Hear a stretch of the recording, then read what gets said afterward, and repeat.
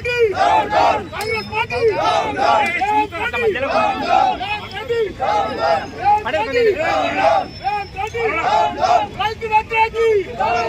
రైతు వ్యతిరేకి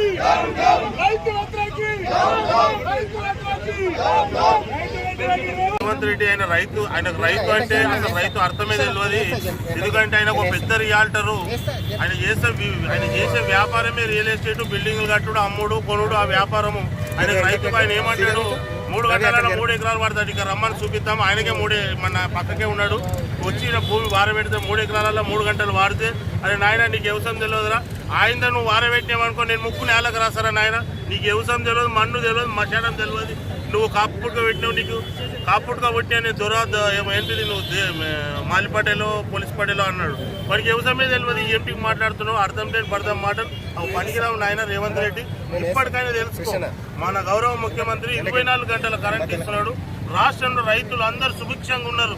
కేవలం భారతదేశంలో ఏ రాష్ట్రంలో లేని ఈ సిస్టమ్ ఏది వ్యవసాయం కరెంటు సిస్టమ్ మన తెలంగాణలో ఉంది. కాబట్టి నువ్వు తెలుసుకో, నువ్వు వేరే రాష్ట్రాల్లో మీ రూలింగ్ చేస్తున్న రాష్ట్రాలలో మీరు ఎంత కరెంట్ ఇస్తున్నారో ఒకసారి తెలుసుకోండి. ఈ అవకాశం ఇచ్చిన మా గౌరవ చింతప్రభాకర్ అన్నకు నా యొక్క ధన్యవాదాలు. Thank you very much. చర్యలు ఈరోజు రాష్ట్ర వ్యాప్తంగా అందరూ కూడా ఆయన రైతు కుటుంబంలో పుట్టి రైతులకు 1 ఎకరానికి 3 గంటలు అయితే చాలని చెప్తున్నాడు. అది 100% తప్పు.